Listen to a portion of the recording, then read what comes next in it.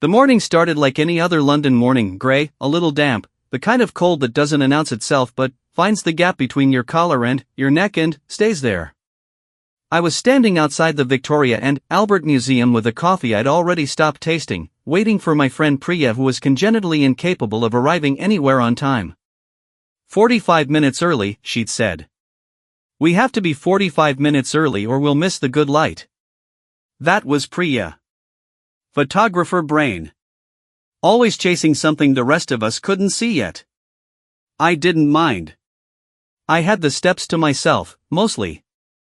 A few tourists consulting their phones.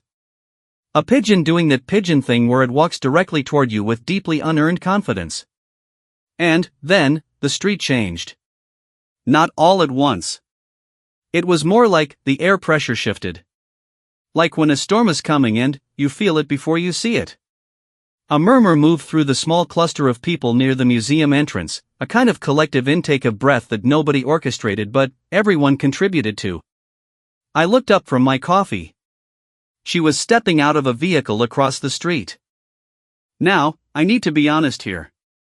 I am not a royal watcher. I am not someone who follows palace schedules or memorizes the guest lists for charity galas.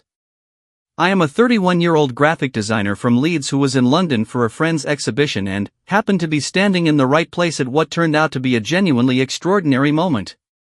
But, even I knew.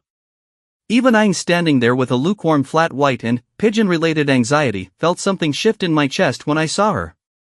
She was wearing deep sapphire blue. Not navy. Not royal blue the way you'd describe a uniform or a corporate logo. This was something richer than that, something that seemed to hold light rather than reflect it, like deep water when the sun is directly overhead. The kind of blue you associate with old paintings of saints, with stained glass, with things that are meant to endure. The coat was structured at the shoulder, nipped at the waist, falling to the knee in a clean, unbroken line. Not a wrinkle. Not a seam out of place. But, it wasn't the perfection that arrested you, it was the familiarity. The woman standing next to me, late 60s, American accent, a camera bag that could have housed a small child, made a sound. Not words. Just a sound. Low and involuntary, the kind of sound you make when you see something that does something to you before your brain has a chance to editorialize. She looks like, the woman started. And didn't finish. Because she didn't need to. We were all thinking the same name. I should tell you about the brooch. Details matter. Priya is always telling me this. The details are where the story lives.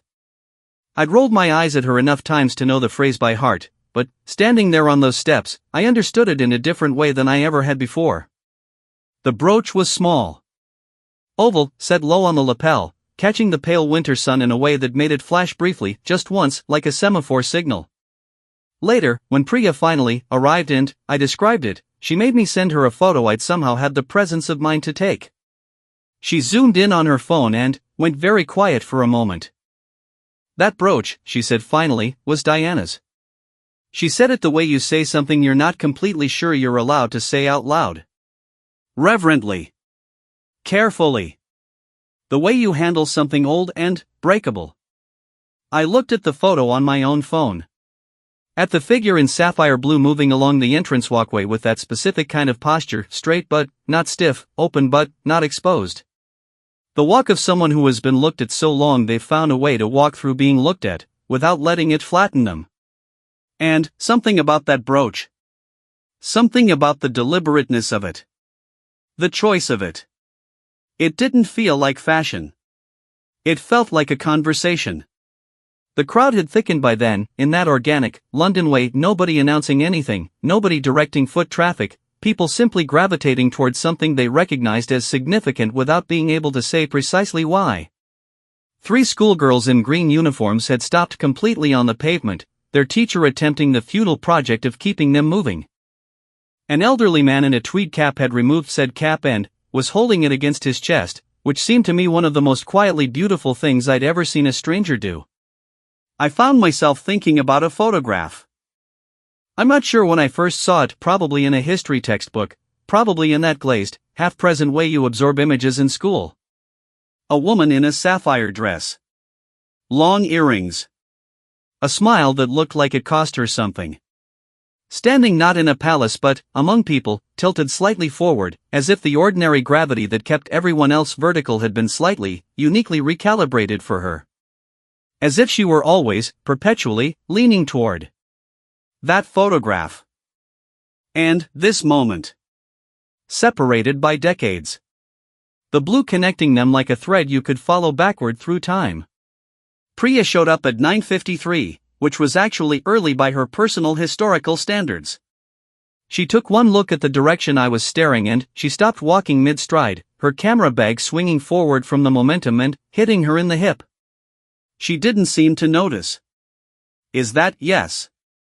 Is she wearing yes? Priya put her hand over her mouth. She is not generally a hand-over-mouth person. She's one of those people who processes everything through action, through framing, through the lens. But, for a moment she just stood there beside me on the steps and we both watched in silence. It's deliberate, Priya said eventually. She said it almost to herself. Obviously. No, I mean, she turned to look at me, and there was something urgent in her face. I mean it's intentional. Not imitation. Not homage. Something more specific than that. She searched for the word and, then, gave up looking for it. It's like a letter, she said.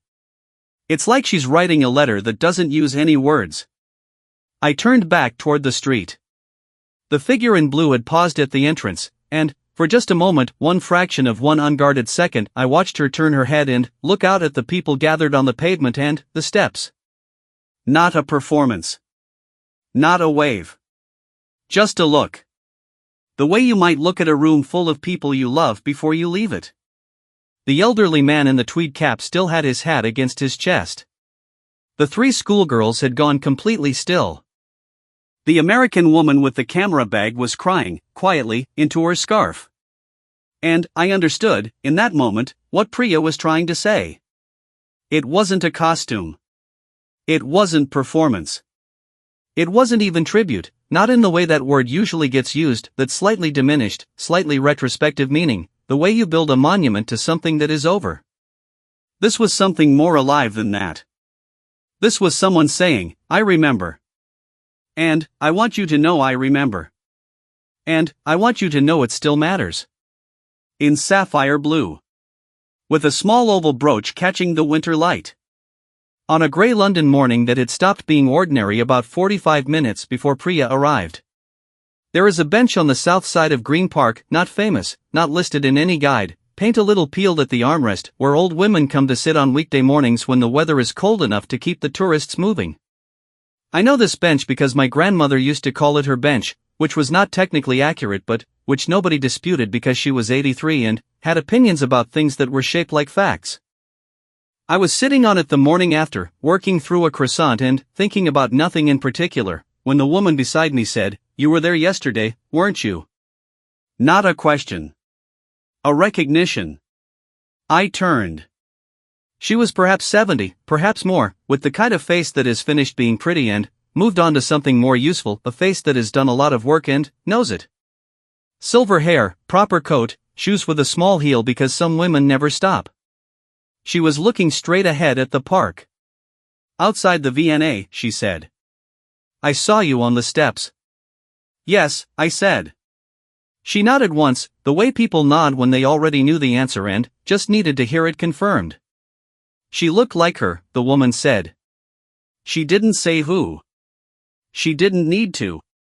The woman's name was Margaret. Not Maggie, she told me. Margaret.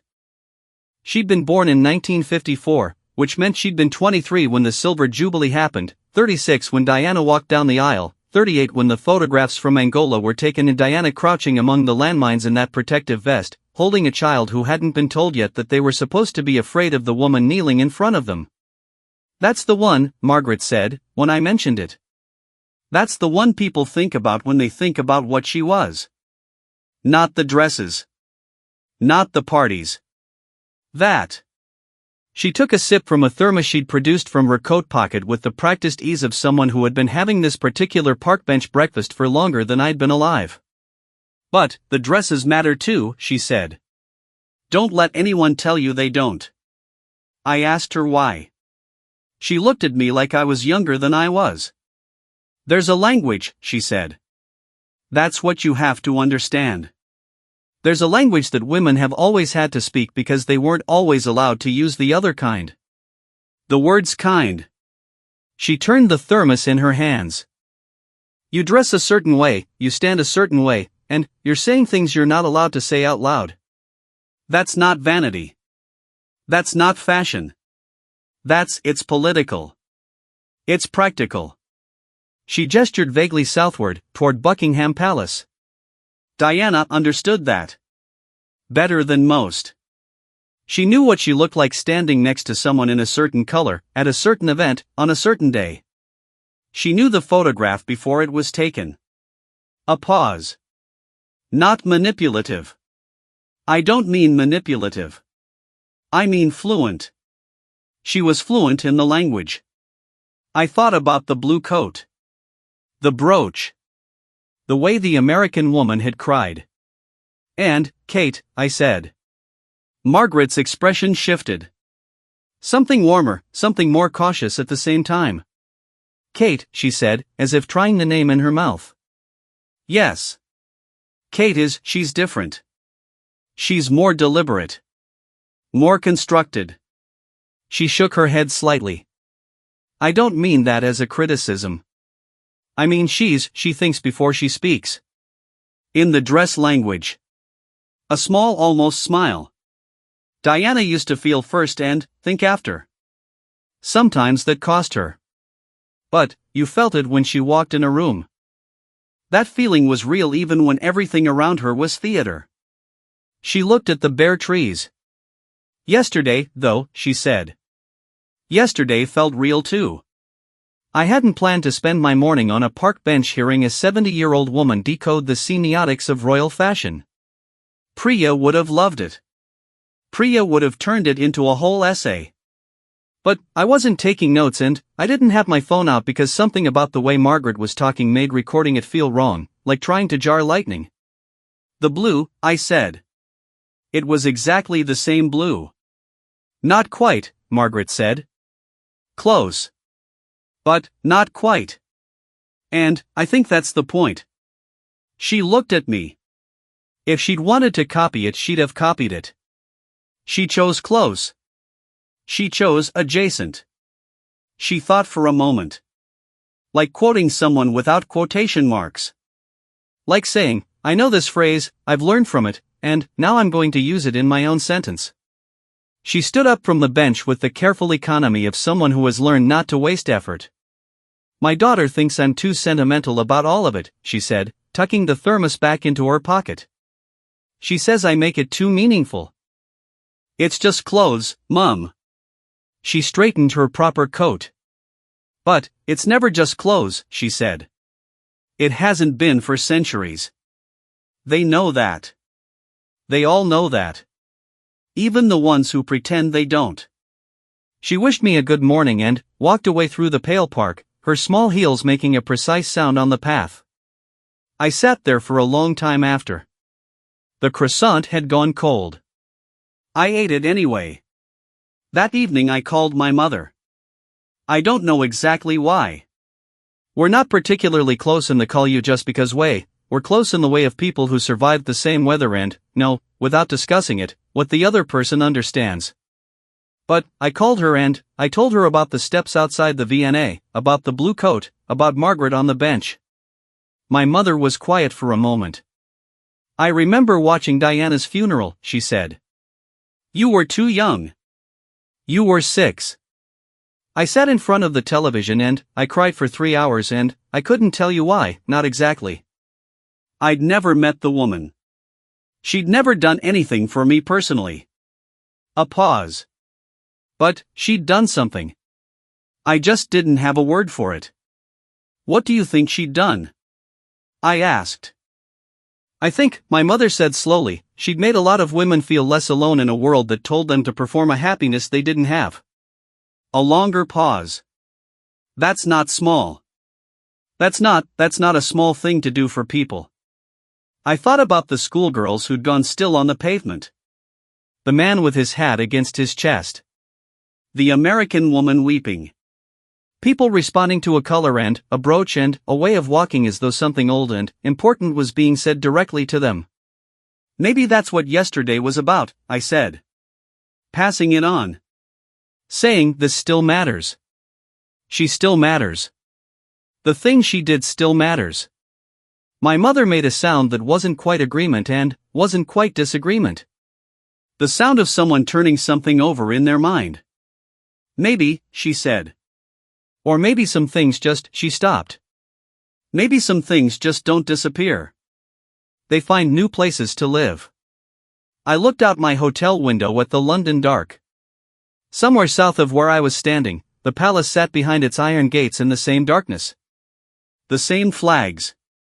The same weight of all that accumulated history, the portraits in gilded frames, the rooms where decisions were made that still echo. And, somewhere in all of that, a sapphire coat, hung up for the night. Still holding the shape of the woman who'd worn it. Her name was Olivia and, she was 11 years old and, she would not stop talking about it.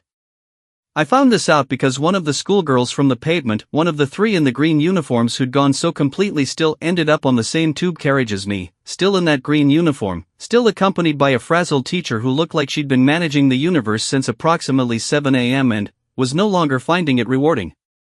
I wouldn't have spoken to her. You don't, generally. London Tube. Eyes down, earphones in, participate in the collective agreement to pretend you're alone. But, the girl was talking to her friend at a volume that was not compatible with the agreement, and, what she was saying was, she looked like the Lady Diana pictures in Grand's hallway. She looked exactly like them. Did you see the color? Did you see the color? The teacher said, quietly, Olivia. Olivia continued.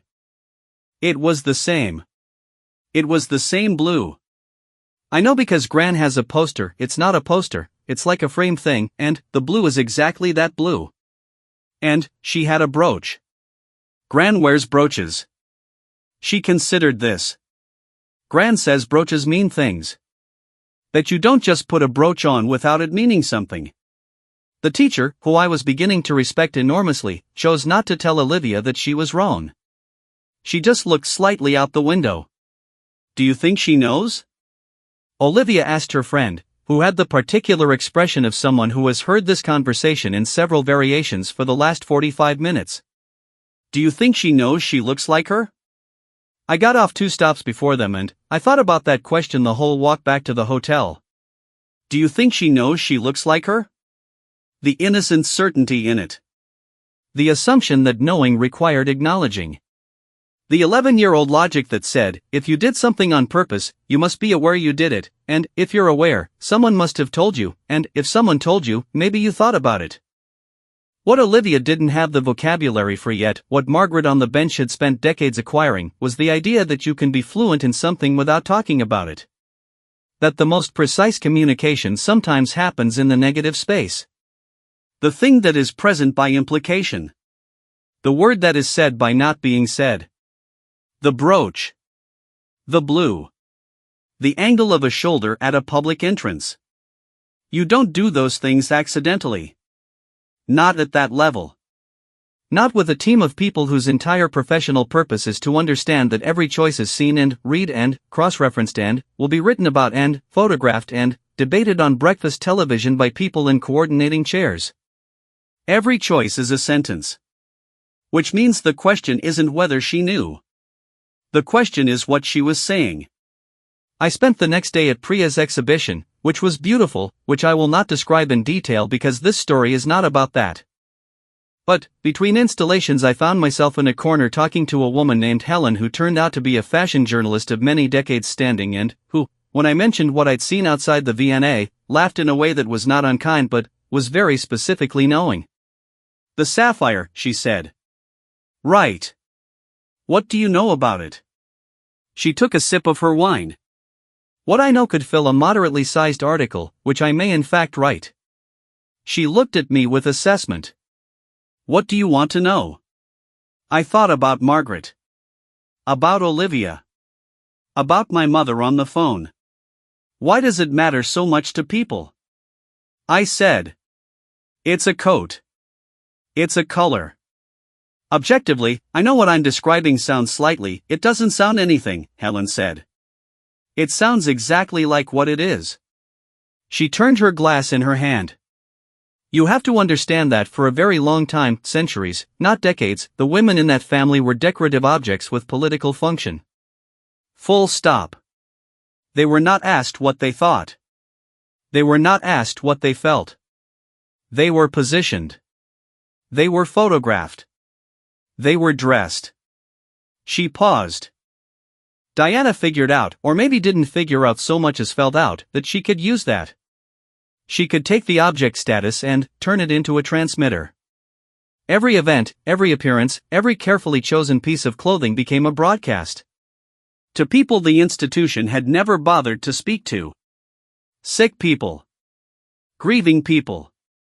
People who felt abandoned by systems that were supposed to hold them. I thought about the Angola photograph. Diana in a protective vest, crouching. The AIDS ward visits, I said. The AIDS ward visits, Helen confirmed. You don't wear couture to an AIDS ward. You wear something soft and, you sit on the bed and, you hold a hand that the rest of the world was too frightened to hold. That's not fashion. That's not even politics. That's, she shook her head. That's deciding that your visibility, which you didn't ask for and can't escape, is going to serve something. She looked at me. And, I think Kate understands that inheritance. Not literally, not the trauma, not the war, not the weight of all of it. But, the tool. The understanding that the gaze is coming whether you want it or not. The question is what you do with it while it's on you. I went back to Leeds 3 days after the VNA. On the train, I did what you do on trains, I looked at my phone, I watched the landscape shift from city to suburb to something greener and, more open, I thought about nothing for a while. Then, I found myself searching. Not for the event itself. Not for the official photographs, the captions, the royal correspondence parsing lapel choices. I found myself searching for Diana's photographs. The specific ones. The blue ones. There were several. The 1994 Vanity Fair cover, which isn't blue but, which has that quality, that looking directly at you quality that makes you feel seen even though you know intellectually that she was looking at a camera in a studio 20 years before you were old enough to understand who she was.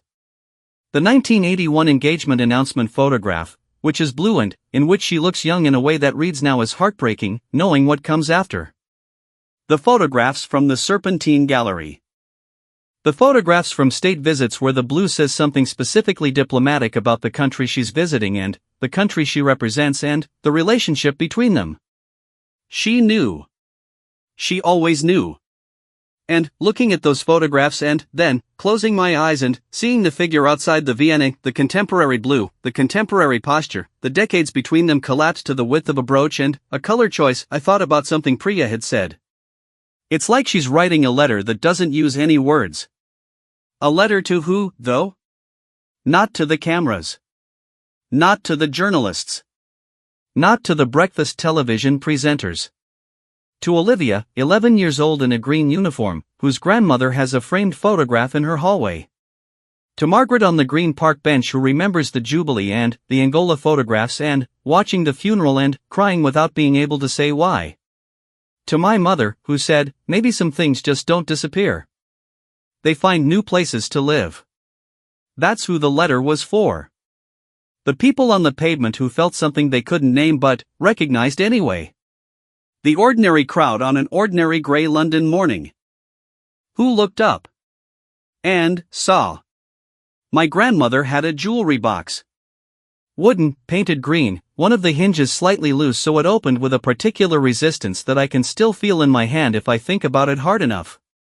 It lived on her dressing table next to a photograph of my grandfather in his 40s, looking like someone who had recently been surprised by something pleasant. Inside, a tangle of necklaces, a few rings she'd stopped wearing, and 3 brooches. She wore a brooch every day of her adult life. Not extravagantly. Not ostentatiously. One small brooch, chosen each morning with the private ceremony of someone making a decision that matters even though no one will notice. A small gold leaf on a Wednesday. A pale blue oval for Sunday service. A tiny cluster of pearls for the days she felt like she needed something that carried weight. I used to ask her about them when I was young. She'd say, "This one was your great Aunt Vera's. She wore it to her interview for the nursing college." Or, "This one your grandfather brought back from Glasgow. He said the woman in the shop told him it was lucky." Or, about the pearl cluster, "This one I bought myself, the day your mother was born. To remember that I did something right." I hadn't thought about that jewelry box in years. I thought about it on the train home from London. Because that's what a brooch is, isn't it? That's the most fundamental thing a brooch is. Not an ornament. Not a style choice. A container. A way of wearing a memory on your body. A way of carrying someone forward into a room they'll never enter, a day they'll never see, a world that has moved on without them. This was Diana's. That's what Priya had said. Standing on the steps. Looking at the photograph. Her voice quiet the way voices go when they're handling something they know is fragile. This was Diana's. I've thought about it a great deal since. In the way you think about things that don't resolve, that keep returning at odd hours on the way to get coffee, in the 20 minutes before sleep. Not obsessively. More like the way a song stays in your head because it hasn't finished saying what it needed to say. What does it mean to wear a dead woman's brooch? I don't mean that harshly. I ask it straight because it's a straight question and I think it deserves a straight answer rather than sentiment vaguing it up. It means, I am not starting fresh. I am not pretending there was nothing before me. I am not building a mythology that begins with me. That is, in the context of the institution we're talking about, a remarkable statement. Royal families, like most powerful families, like most institutions that have survived centuries, run on narrative continuity but personal discontinuity. The thing continues. The individuals are transient. The crown moves. What was personal to one head is transferred to the next. But, a brooch is personal. A brooch that belonged to someone specific, worn at a specific angle on a specific lapel on a specific morning, in front of a crowd that knows its history, that's not institutional. That's intimate. That's saying, I know who she was to you. Not to the institution. To you. The photographs came out, eventually. Priya sent me a link about 4 days after I'd got back to Leeds, with a message that said only, "Look at the comments." I looked at the comments. They were not the comments sections I typically navigate, which are the hostile anonymous kind that make you lose faith in the project of human civilization. These were the other kind. The raw kind. Women my mother's age writing about crying and not knowing why. Women my grandmother's age writing about remembering. Young women writing that they'd seen the photographs and gone looking for Diana's photographs and spent an entire afternoon just going through them, one by one, and came out the other side feeling something they didn't have a name for. One comment that stayed with me, I showed my daughter, who was 9, and she asked me who the lady in the blue from before was. And I had to sit down because I didn't know where to start. So we just looked at the pictures together for a while. That was it. That was the whole comment. No further elaboration. No explicit emotion. We just looked at the pictures together for a while. I called Priya the next morning. "Do you think it was planned?" I asked. "The whole thing. Do you think they'd sat down and said, here's what we're going to do, here's the color, here's the brooch, here's the location, here's the photograph?" "Probably yes," Priya said. "Probably most of it. Does that make it less meaningful?" She was quiet for a moment. The particular quiet of Priya forming an opinion she wants to be accurate. "Does it make a painting less meaningful," she said eventually, "that the painter chose every color on purpose? Does it make a photograph less true because the photographer framed it?" I didn't say anything. Everything deliberate, she said. Everything deliberate in art and, in this kind of public life, is still real. The intention doesn't cancel the impact. Sometimes the intention is the impact. Sometimes you choose something carefully because you want it to land. A beat. I think she wanted it to land. It did, I said. Yeah, said Priya. It did. Olivia, aged 11, in the green uniform. Margaret, on the green park bench with her thermos and her small heels and her memories of the Angola photographs. My mother, sitting in front of a television in 1997, crying for 3 hours for a woman she'd never met. The man with the tweed cap against his chest. The American woman weeping into her scarf. The woman in the comments section, sitting down with her daughter and looking at photographs together for a while. These are not political acts. They are not institutional. They are not the things that get recorded in the official accounts, the ones with the dates and the names of dignitaries and the formal records of what was said and decided and signed. They are private responses to a public act. They are people being reached. Being seen, briefly, in the wordless language of a color and a coat and a small oval brooch catching the pale winter sun. There's a version of this story that is cynical. I know it. I'm not unaware of it. The version where it's all careful image management, strategic nostalgia, the deliberate mobilization of affection for a woman who cannot object or complicate the use of her image. The version where Diana is a prop in someone else's narrative, her memory deployed like furniture, arranged to make a room look warmer than it is. That version exists. I don't think it's wrong exactly. I think it's incomplete. Because the woman weeping in the street was not weeping at a strategy. The 11-year-old who recognized something in her grandmother's hallway photo was not responding to image management. My mother on the phone, talking about feeling less alone, she was not describing a PR success. They were responding to something real that sits underneath the deliberateness. Something that doesn't cancel out because it was chosen carefully.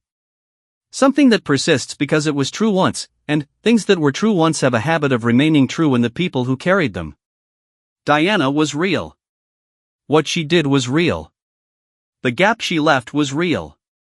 And, on a grey London morning, in deep sapphire blue, with a small brooch at the lapel catching the pale winter light, someone stood in the gap.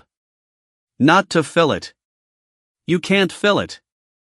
Nobody is trying to fill it, and it would be wrong to try. But, to acknowledge it. To say, the gap is here and, we know it is here and, we are not going to act like it isn't. That's the letter Priya talked about. Written without words. In a language that's older than words. That women have always used when the other kind wasn't available to them. I still have the photograph on my phone. The one I somehow had the presence of mind to take on the steps outside the V&A, lukewarm coffee in hand, pigeon adjacent. It's slightly crooked.